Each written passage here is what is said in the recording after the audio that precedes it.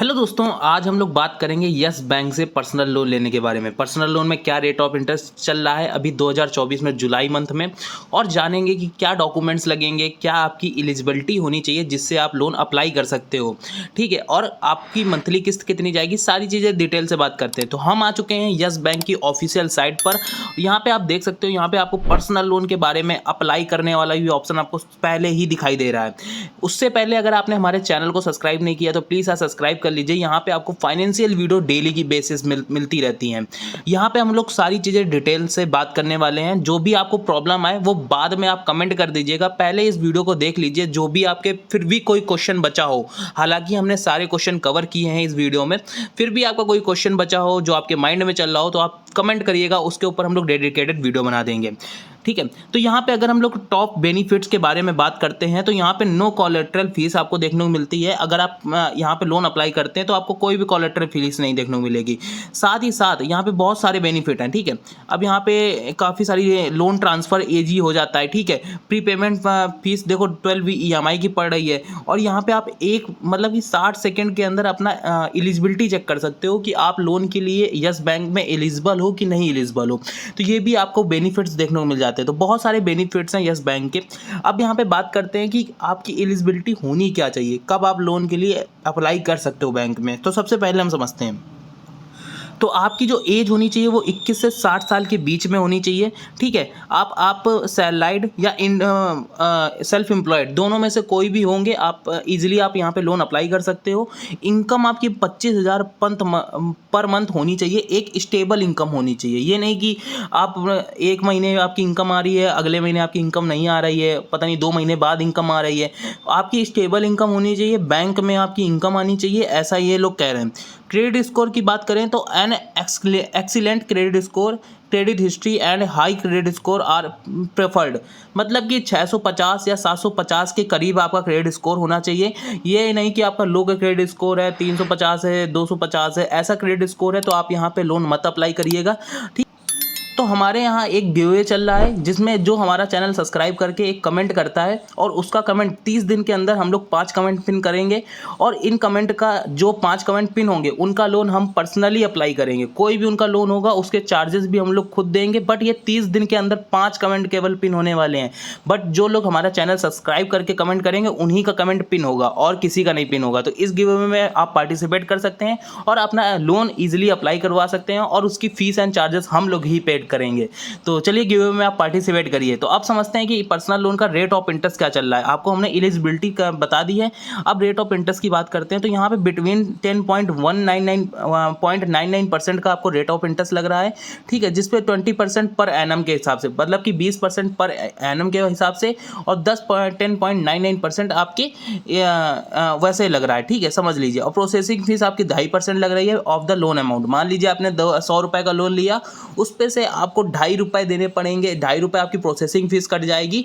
फिर आपको जो बचेंगे रुपए, मतलब आपके जो 98 रुपये बचेंगे, जो 97 रुपये बचेंगे, वो आपको दे दिए जाएंगे लोन अमाउंट। ठीक है, अब स्टैंप ड्यूटी यहाँ पे चार्जेस लगते हैं, तो वो आपके स्टेट के ऊपर डिपेंड करता है कि आप जिस स्टेट पे रहते होंगे वहाँ के ऊपर डिपेंड करता है कि आपके ऊपर क्या स्टैंप ड्यूटी लगेगी।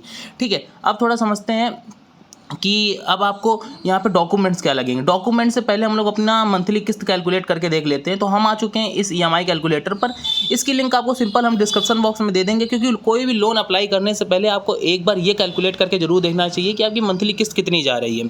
ठीक है, तो यहाँ पर आपको होम लोन का कैलकुलेशन भी मिल जाएगा कि आप कैसे कैलकुलेट कर सकते हो। पर्सनल लोन भी कैलकुलेट कर सकते हो, कोई बाइक लोन के लेने जा रहे हो वो भी आप कैलकुलेट कर सकते हो ईजिली, आपको कोई दिक्कत नहीं होगी। ठीक है, अब यहाँ पे कैसे कैलकुलेट करना है उसके बारे में हम लोग आपको समझा देंगे। एक एग्जांपल लेकर के हम सारी चीज़ें आपको समझाते हैं। मान लीजिए यहाँ पे हमने पर्सनल लोन वाला पहले ऑप्शन सेलेक्ट कर लेते हैं। ठीक है, अब यहाँ पे हमने अमाउंट डाल दिया, जो पर्सनल लोन का यहाँ पे अमाउंट है वो डालना है, इंटरेस्ट रेट डालना है, फिर लोन टेन्योर डालना है, कितने सालों के लिए आप लोन ले रहे हो, फिर आपको नीचे यहाँ पे कैलकुलेट होकर के सारी चीज़ें आ जाएंगी। चलो अब कैलकुलेट करके देखते हैं। हम अपना एग्जाम्पल ले लेते हैं और आप भी अपना कैलकुलेट करने के समय कोई एक आप रैंडम एग्जाम्पल ले लीजिएगा।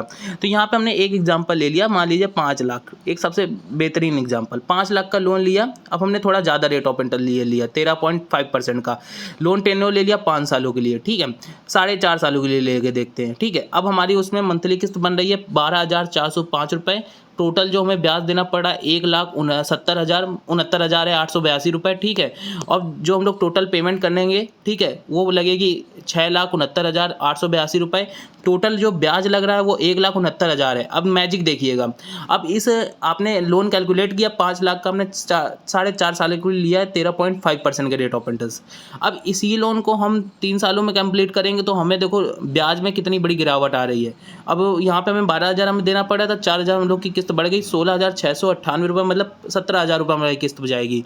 बट अगर आप 2 सालों में कंप्लीट करेंगे तो आप मैजिक देखो, आपको सीधे 1 लाख की बचत हो रही है, आपके लोन पर 1 लाख की बचत हो रही है। 23,000 आपकी मंथली किस्त जाएगी, जो आप पूरे पेमेंट 5 सालों में जो 2 सालों में जो पेमेंट करेंगे बैंक को, वो 5,73,334 रुपये होगी। देखो इससे मैं आपको ये समझाना चाह रहा हूँ कि आप 5 लाख का पर्सनल लोन आपको तभी मिल रहा होगा जब आपकी 1 लाख के करीब सैलरी होगी, ठीक है। और जब इतनी सैलरी होगी तो आप लोन जल्दी से जल्दी पे करने की कोशिश करेंगे, क्योंकि ज़्यादा टाइम लगाएंगे तो ज़्यादा ब्याज लगेगा। अब ये जी यहाँ पे आपको जो 1 लाख का जो यहाँ पे बेनिफिट हो रहा है उसका आप कहीं और यूज़ कर सकते हो, ठीक है। तो इसके बेनिफिट्स भी हैं, कहीं और यूज़ कर सकते हो, म्यूचुअल फंड में डाल सकते हो, किसी बिजनेस में डाल सकते हो। तो ये 1 लाख आप बचाने की कोशिश करोगे, ये नहीं कि डुबाने की कोशिश कर रहे होंगे। तो इस वजह से कैलकुलेशन बहुत ज़्यादा ज़रूरी हो जाती है, ठीक है। अब यहाँ पे हम लोग 5 लाख का अमाउंट लेकर के देख रहे हैं। अब इसी जगह अगर हमें 2 लाख का 2 सालों के लिए लेना है तो भाई अलग अमाउंट बनेगा जा करके, ठीक है। 1.5 सालों के लिए लेना है तो 22,000 EMI केवल ब्याज लग रहा होगा। तो इस तरीके से जो आपको जितने लाख का लेना होगा वो आप कैलकुलेट करके देख लीजिएगा। अब ये चलते हैं, हम लोग डॉक्यूमेंट्स के ऊपर बात कर लेते हैं, जल्दी से वीडियो ख़त्म करते हैं, फिर आपको बताते हैं। प्रूफ ऑफ आइडेंटिटी के लिए आपको क्या क्या देना पड़ेगा। वैलिड गवर्नमेंट इशू फोटो आप आईडी दे सकते हैं, आधार कार्ड दे सकते हैं, पासपोर्ट दे सकते हैं और ड्राइविंग लाइसेंस दे सकते हैं प्रूफ ऑफ आइडेंटिटी के लिए। प्रूफ ऑफ एड्रेस के लिए आपको क्या देना पड़ेगा। रिसेंट यूटिलिटी बिल दे सकते हैं, रेंटल एग्रीमेंट दे सकते हैं, other documents verification your current address, जो आपका करंट एड्रेस चल रहा है जहाँ पर रेंट पे रह रहे हो उसका भी एड्रेस दे सकते हो, ठीक है। इनकम प्रूफ के लिए आप क्या दे सकते हो। सैलरी स्लिप दे सकते हो, इनकम टैक्स दे सकते हो, ठीक है। और bank statement showing your financial stability, ये आपको देनी पड़ेगी। एम्प्लॉयमेंट वेरिफिकेशन के लिए आपको क्या देना पड़ेगा। Employ letter, proof of business ownership stables और your professional standing. Credit score के लिए आप देखो क्रेडिट रिपोर्ट दे सकते हो, that the highlight your credit worthiness और रिपेमेंट। और पासपोर्ट साइज़ आपको फ़ोटोज़ देनी पड़ेगी। आप फ्यू रिसेंट पासपोर्ट साइज़ आपको फ़ोटोज़ लगानी पड़ेंगी, ठीक है। यहाँ पे आपको ऑप्शन भी देखने को मिले how to apply personal loan. देख तो फर्स्ट स्टेप में क्या, access your needed credit suitable repayment, ठीक है। और सेकेंड और switch the your eligibility yes the bank the involution the robot tool. देखो आपको यहाँ पे रोबोट टूल की मदद से आपका एलिजिबिलिटी चेक होगा और gather the essential documents like KYC, proof of income, ये सारी चीज़ें आपको देनी पड़ेंगी। अपनी डॉक्यूमेंट्स यहाँ पे सबमिट करना पड़ेगा और आपको इनकम प्रूफ सबमिट करनी पड़ेगी। और विजिट द नियरेस्ट ब्रांच, आपको देखो ब्रांच में जाना ही पड़ेगा। आपके पास जो नियरेस्ट ब्रांच होगी वहाँ पे यस बैंक की आपको जाना पड़ेगा, तभी आप लोन अप्लाई कर सकते हो। तो टोटल और ऑनलाइन आप लोन नहीं अप्लाई कर सकते हो, बट आपको नियरेस्ट ब्रांच में जाना पड़ेगा, वहाँ से जा करके आपको KYC कन्फर्म करवानी पड़ेगी आपकी, ठीक है। और exit the yes bank team, वहाँ से फर्दर आपको गाइडेंस मिल जाएगी। जो यस बैंक की वहाँ की जो टीम होगी वो आपको गाइड कर देगी और तुरंत ही आपका लोन अप्रूवल हो जाएगा। तो बैंक तो जाना पड़ेगा मेरे भाई, यहाँ पे ऑनलाइन लोन अप्लाई नहीं होता है।